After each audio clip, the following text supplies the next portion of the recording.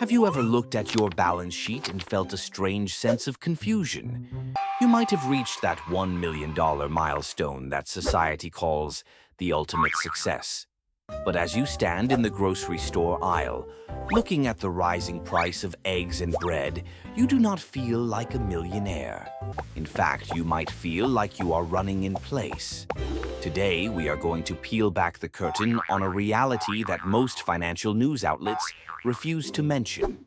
We are going to talk about what it actually means to be in the top 10% of wealth in America today. The numbers have shifted, the goalposts have moved, and the old rules of retirement are quietly failing. If you have spent decades working, saving, and dreaming of that seven-figure mark, this conversation is for you. Because the truth is, a $1 million net worth is the new baseline, not a guarantee of luxury. Let us start by looking at a grocery store checkout line. You might see two people standing side by side, both wearing simple clothes and driving 10-year-old cars. One of them has a net worth of $1.2 million. The other has a net worth of $100,000. On paper, their realities are worlds apart, yet they both feel the same stress when the utility bill arrives in the mail. How is that possible? The answer lies in the difference between paper wealth and spendable income.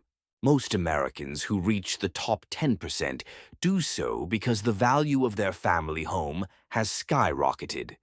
If you bought a house 30 years ago for $100,000 and today it is worth $800,000, your net worth looks incredible. But you cannot buy groceries with the bricks in your kitchen wall. You cannot pay for a dental procedure with your backyard.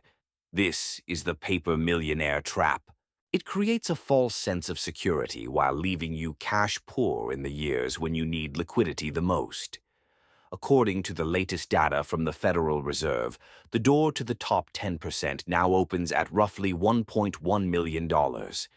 In some high-cost areas, that number is even closer to $1.3 million. A few years ago, the benchmark was much lower, but inflation and asset growth have pulled the ladder upward. So, let us play a game of honesty. If your net worth is $1 million, but $700,000 of that is your home, you actually only have $300,000 to fund your life. If we apply the traditional 4% withdrawal rule, that $300,000 generates only $12,000 a year. That is just $1,000 a month. When you add that to an average Social Security check, you are looking at a very modest lifestyle.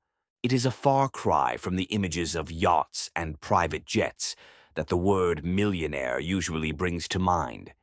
This realization can be painful, but it is the first step toward true financial control. The reason so many people in their 50s and 60s are feeling anxious is because they are realizing their safety net is thinner than they thought. We have been taught to chase a total number, but we forgot to chase the flow of money. The top 10% is a diverse group of people. They are not all CEOs or lottery winners. Many of them are retired engineers, teachers, and small business owners who lived below their means for 40 years.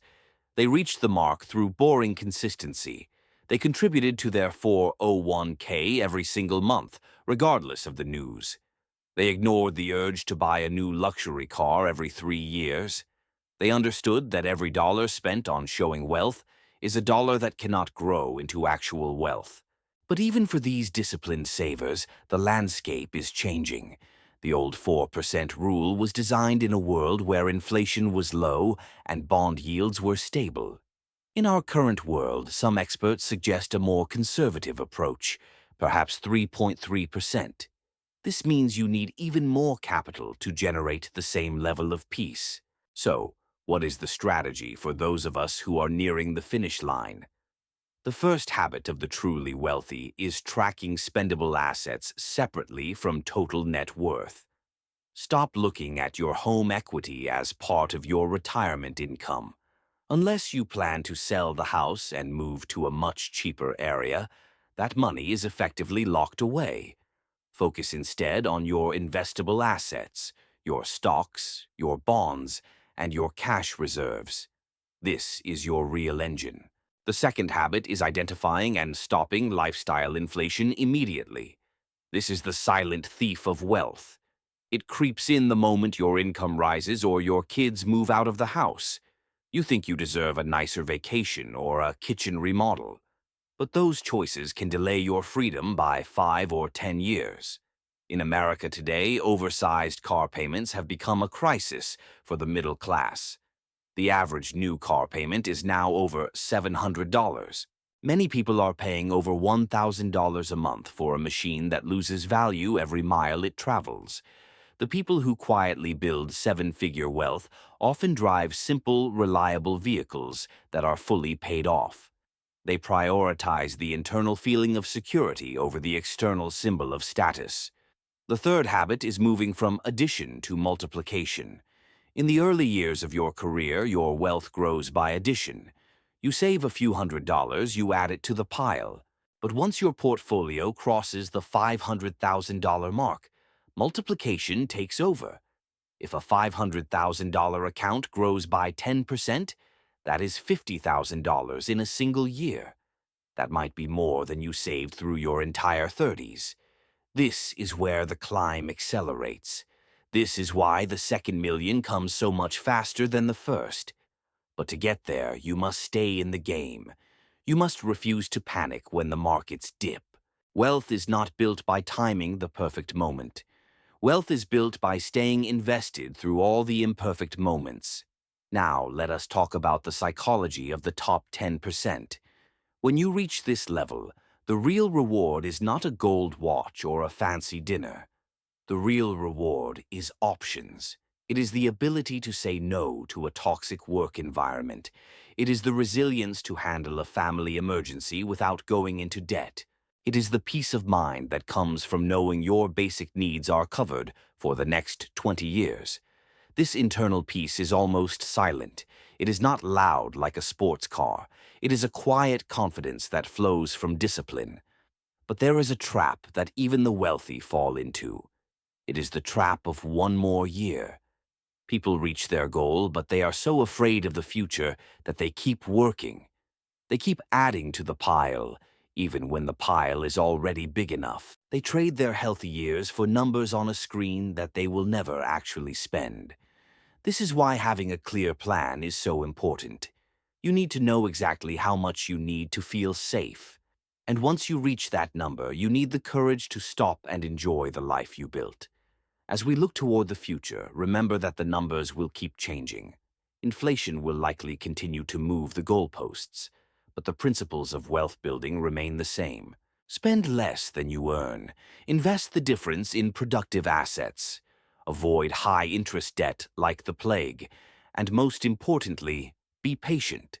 The top 10% is not a mysterious club for the elite.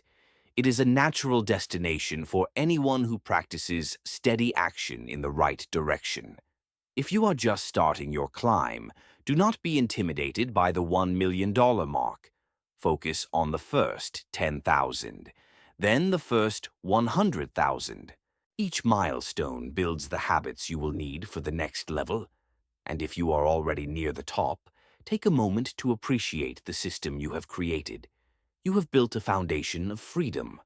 The world might feel uncertain, but your discipline has given you a shield. Use that shield to protect your time and your family. Financial independence is not about being rich. It is about being free.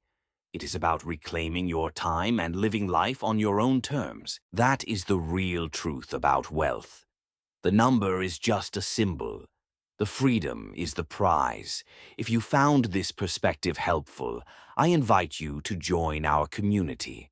We talk about the hard truths of finance and the practical steps to secure your future. Subscribe to this channel to stay informed. And remember, the best time to start building your legacy was 20 years ago. The second best time is today. I will see you in the next conversation. Stay disciplined and stay focused on what truly matters.